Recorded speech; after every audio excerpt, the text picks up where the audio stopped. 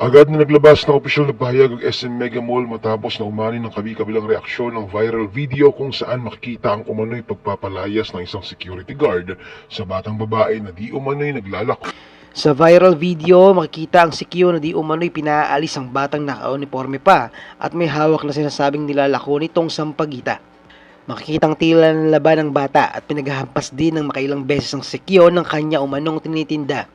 Gayunpaman, makikita rin sa video na tila umamba ng sipa ang sikyo at sinira pa nito ang mga sampagita. Ito umano ang inalmahan ng publiko. Samantala sa opisyal na pahayag ng SM, sinabing magkakaroon ng investigasyon sa nag-viral na insidente at agad na inalis sa trabaho ang naturang security guard.